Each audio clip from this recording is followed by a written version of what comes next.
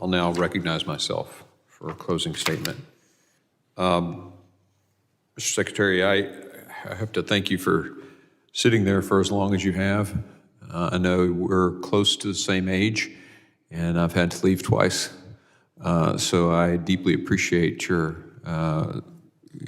staying there and staying in the seat, and for your time today.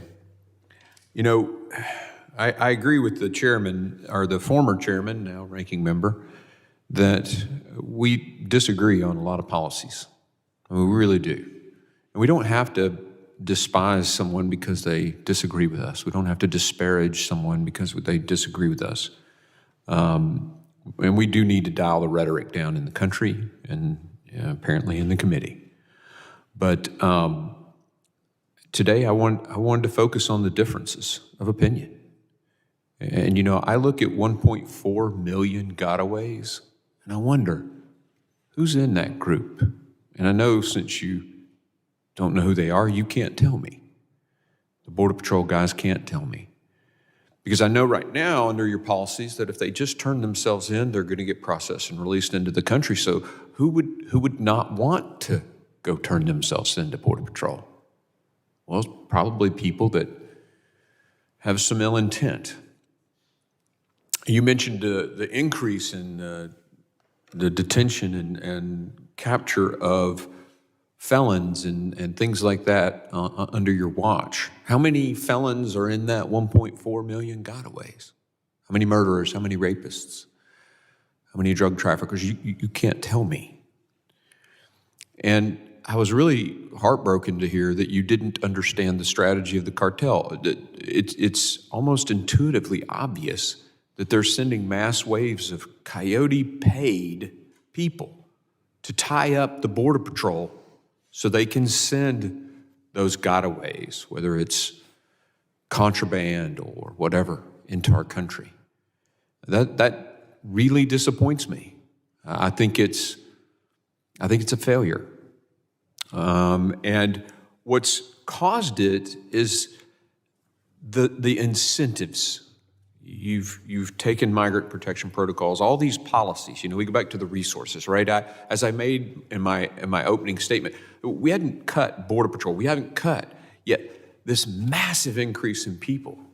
Again, more than 12 years of 2 previous presidents, one of which you served under. It's interesting too, when I talked to your boss from the first administration you served, some of the things he suggested we do were undoing essentially the policies that y'all have undone. I mean, returning to some things like remain in Mexico. This is a policy issue. It's decisions made by you and your boss that have caused this spike. It's incentivized people. And when I talked to the chief of the Border Patrol and to some of your sector chiefs as we prepared to do our transcribed interviews with them, they're saying that the return agreements have all been allowed to expire. So ICE can't even send people back to certain countries because those this is willful decisions to undo policies that were bringing the numbers down. You can't argue with that. And now suddenly we did away with those policies and the numbers are going right. I mean, it's astronomical. And it's that surge of people, and it can be well-intentioned. You can say, man, I want to help. I ran a medical missions. We went to Honduras. We went to Haiti. I want to help people who are hurting. But the drug cartels are taking advantage of this. With that open border, the mass waves of people coming, and they're taking advantage of us, and they are making billions of dollars, and we're empowering evil people with these policies. You talk about resources and wanting more resources. I want to tell you, we're going to drop a bill Friday. And that bill's going to have a lot more resources in some areas than you've even asked for. And I think you'll be very happy with many of the things in it. Now, we do undo what we believe are some of these policies that have resulted in this mass wave and the cartels being able to manipulate the situation and control 5 of our 9 sectors, as the border chief has said. But you're going to like a lot of the resource piece if you really believe that it's resources. I also want to talk a little bit about some of my colleagues. A lot of my colleagues talk about immigration reform, and I'm a small business guy, I run a healthcare company, and we need employees in this country. There are 10 million empty jobs in America right now. I want to fix our immigration system, but if we fix that first before we secure the border, we're just doing more of what you've done, which is to incentivize people to come without the security being present, and that's just going to make it worse. And so if we can secure our border, I'm ready to sit down and do immigration reform, but not make the incentives even greater so that even more come through the illegal mechanisms. So I just wanted to share that. Very quickly about the budget. I think the budget that you presented today increases a lot of money for processing people into the country and takes away money from stopping the illegal crossings and deporting people who've come here illegally. I mean, I think that's obvious if you look at the budget and add it all up. And again, your budget's just going to incentivize more people to come.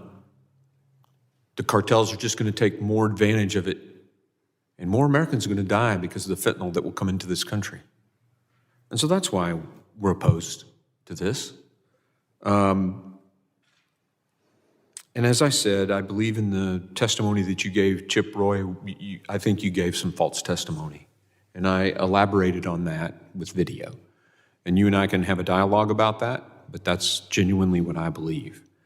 I will say that you requested this hearing to bring your budget to our committee. I appreciate that, and it has been alluded to or actually stated out. We have plans to bring you back, so we'll see you again.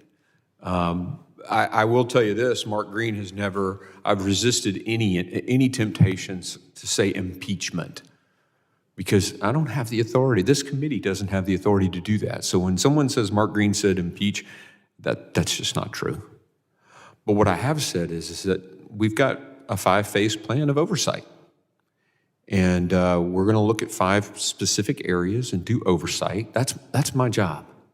That's our job on both sides of this aisle up here. And so that is going to happen, and we'll look forward to talking to you again. Thank you again for being here. And with that, the committee is adjourned.